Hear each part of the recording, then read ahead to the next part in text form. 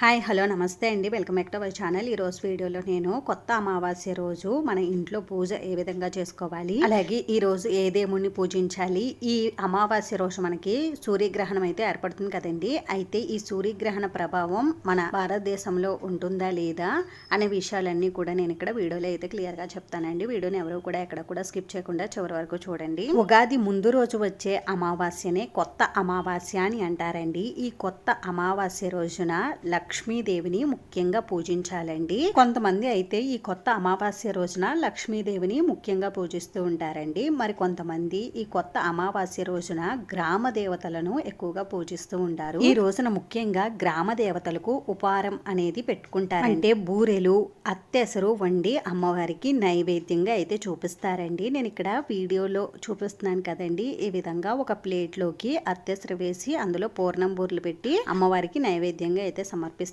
ఈ రోజున లక్ష్మీదేవిని పూజించేవారు సూర్యోదయానికంటే ముందుగానే నిద్ర లేచి ఇంటిని శుభ్రం చేసుకుని తలస్నానం ఆచరించి ముందుగా గడపకు పూజ చేసుకోవాలి. ఆ తర్వాత పూజా మందిరంలోని లక్ష్మీదేవి ఫోటో ముందర బియ్యం పిండితో ముగ్గు పెట్టుకుని ఆ తర్వాత అమ్మవారికి ఇష్టమైనటువంటి ఉప్పు దీపం, కామాక్షి దీపం వీటన్నింటినీ కూడా పెట్టుకుని ఒక ప్లేట్ లో అమ్మవారి విగ్రహాన్ని పెట్టుకోవాలి. అమ్మవారి విగ్రహం ఉంటే అమ్మవారి విగ్రహాన్ని పెట్టుకోండి, లేకపోతే ఫోటో పెట్టుకునైనా మీరు పూజ అనేది చేసుకోవచ్చు. ఈ రోజున మనం అమ్మవారిని ఒక్కరిని పూజించే కంటే స్వామి అమ్మవారిని ఇద్దరిని పూజిస్తే అమ్మవారు చాలా సంతోషిస్తారు.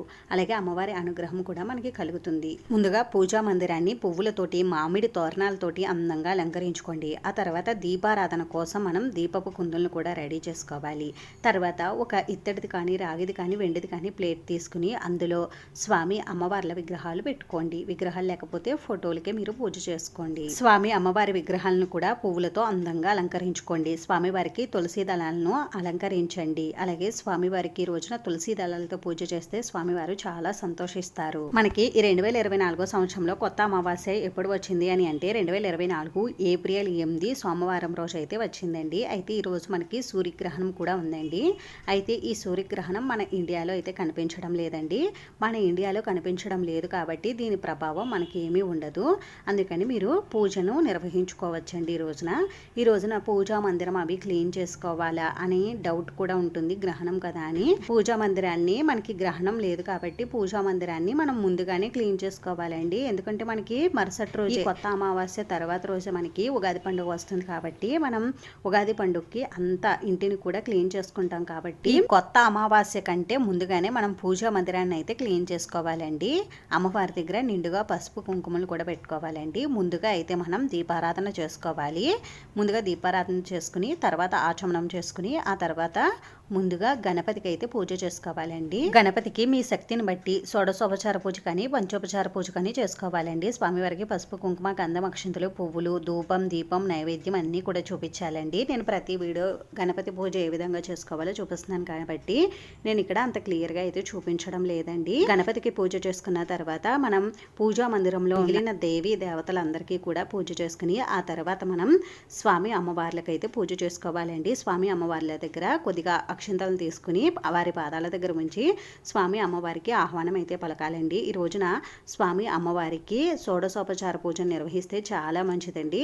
అంత టైం లేని వారు పంచోపచార పూజనే నిర్వహించుకోవచ్చు. ముందుగా వెంకటేశ్వర స్వామి వారికి పూజను నిర్వహించుకుని ఆ తర్వాత లక్ష్మీదేవి అమ్మవారికి పూజను నిర్వహించుకోవాలండి. ముందుగా స్వామివారి స్తోత్రాలు, అష్టోత్రాలు అవన్నీ కూడా చదువుకుంటూ స్వామివారికి తులసి దళాలతో కానీ, పువ్వులతో కానీ, అక్షింతలతో కానీ పూజ అనేది నిర్వహించుకోవాలండి. స్వామివారికి పసుపు, కుంకుమ, గంధం, అక్షింతలు, పువ్వులు అన్ని సమర్పించాలండి. స్వామివారి పూజలో తప్పకుండా తులసి దళాలు ఉండేలా చూసుకోండి. స్వామివారికి పూజ అంతా కూడా పూర్తయిన తర్వాత ఇప్పుడు అమ్మవారికి పూజను నిర్వహించుకోవాలండి. ఈ రోజున తప్పనిసరిగా అమ్మవారికి కుంకుమ పూజను నిర్వహించుకోండి.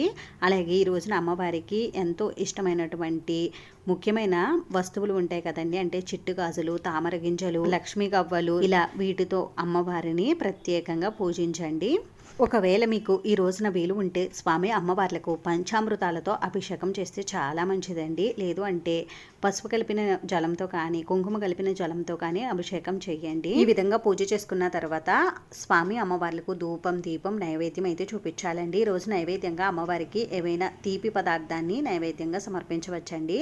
ఒకవేళ అవేమీ చేయలేమండి అనుకునేవారు అమ్మవారికి ఈ రోజున చలిమిడి వడపప్పు తప్పకుండా అయితే మనం నైవేద్యంగా సమర్పించాలండి. అలాగే చిన్న బెల్లం ముక్కనైనా మీరు నైవేద్యంగా సమర్పించవచ్చు. ఈ రోజున గ్రామ దేవతలకు పూజ చేసుకునేవారు తప్పకుండా చలిమిడి, వడపప్పు, పానకం అయితే నివేదించాలండి. గ్రామ దేవతలకు పూజ చేసుకునేవారు ఇంట్లో అమ్మవారికి పూజ చేసుకుని ఆ తర్వాత గుడికి వెళ్ళి మనం గ్రామ దేవతలకు చీర, జాకెట్ ముక్క, తాంబూలం అయితే సమర్పించాలండి.